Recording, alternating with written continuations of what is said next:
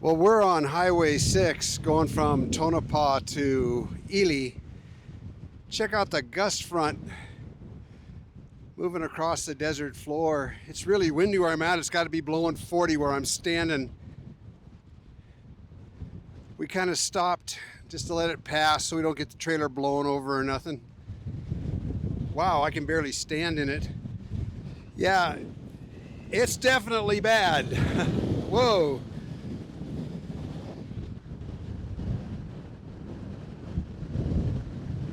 Man, I'm glad we stopped. It's 50 or 60 right now, getting worse.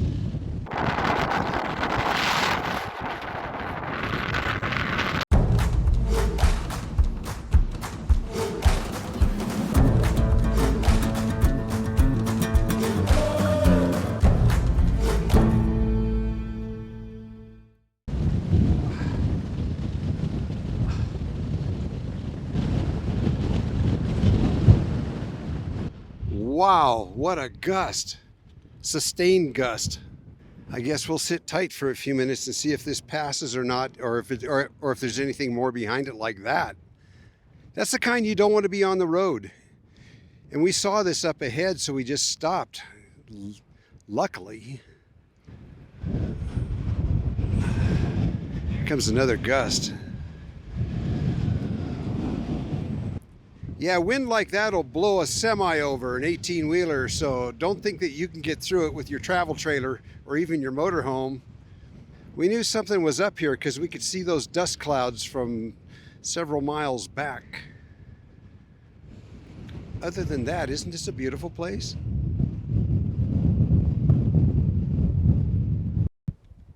Well, I think we're just going to sit for a half an hour or so and let this blow over.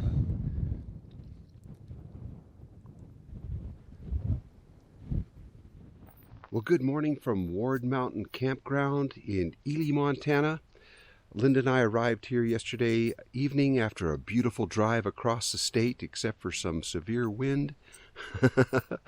Anyways, I want to just tell you a little bit about Ely and why it's such a special place. You can see we're using our Starlink and it's working very well for us. It takes us about 5 minutes to set it up, and about 5 minutes later we're online. If you travel to Nevada, you're probably going to end up in Ely at some point. Ely's right here. The cool thing about Ely is, for one thing, it's on Highway 50, the loneliest highway in the world, well, in the United States. And this is all beautiful. This is all scenic. And then over here is Great Basin National Park, real close by, maybe an hour's drive away.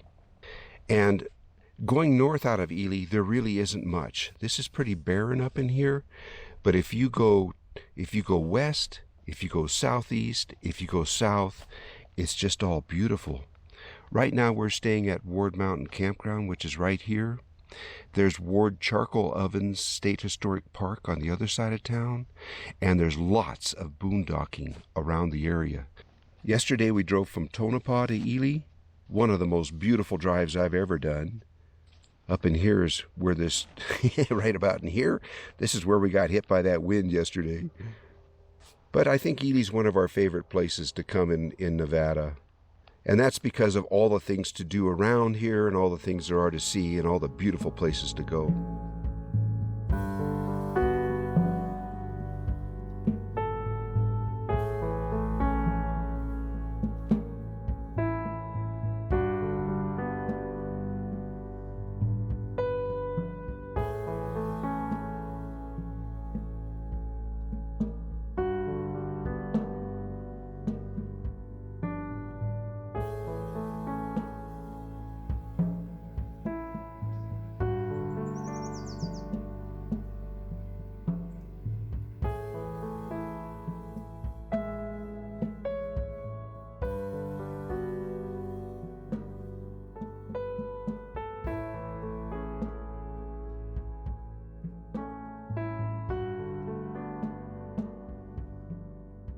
The town of Ely itself has pretty much everything you need. There's no Walmart here. It's funny because there's 21 Walmarts in Vegas.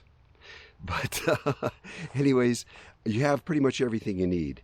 There is a car wash. There's a place where you can fill your propane tanks. You can get water here. There's a good laundromat, a nice clean little laundromat, and there's decent grocery stores. There's a Ridley's store here, and usually when we stop there we buy donuts because they're incredible donuts. When you go in there, if you've never been to a Ridley's before, be sure and apply for their card when you first go in so that when you check out, you have the card to get the discount, because if you don't get the discounts, it's kind of expensive. But get that Ridley's card and then keep it in your glove box, and every time you come back to Nevada, you've got a Ridley's card with you. I've got a stack of cards, Safeway, Smith's, Ridley's, Rayleigh's, you name it, I've got a card in my glove box. The campground has a camp host, and the toilets are spotless, nice and clean. I like that. And to stay here was $12 a night unless you have the Golden Age Pass, which we do, and then that makes it $6 a night because it's a National Forest campground. So look at these beautiful campsites.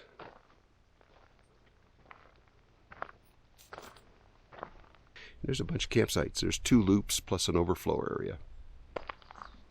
Really nice though.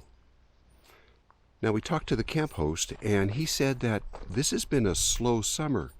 But if you listen to some of the RV channels, they say, oh no, everybody's traveling, everybody's booked. And we haven't been seeing that at all ourselves.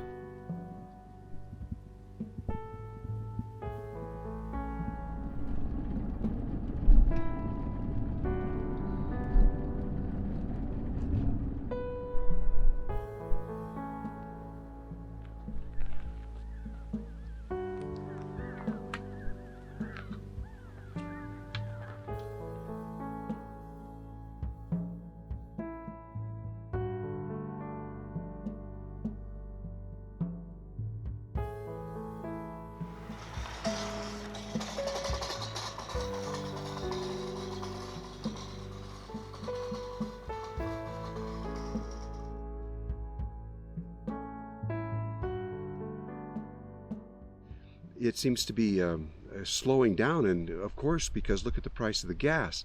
I got to thinking on this trip, I think it's the kind of RVing you do. If you're into motorhomes, or you're towing a big RV, you have to stay in those places, right? And also, you can probably, if you've got that kind of money to afford an RV like that, you can probably afford the gas, and it's not affecting you maybe like it affects a lot of other people, including us and other people that I've talked to. It affects people on moderate incomes more. Of course it does.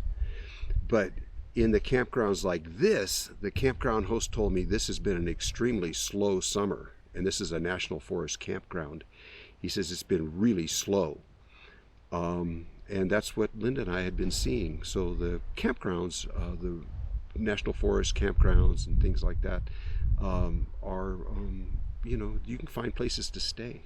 On this trip now, we've been gone about a month, and we were talking about last night, we've spent less than $50 on campground fees this month, because we're always boondocking, we're always out. And if you're going to do that, and you're going to do that in Nevada, be prepared to get dusty, because it's dusty. I better get back and make coffee.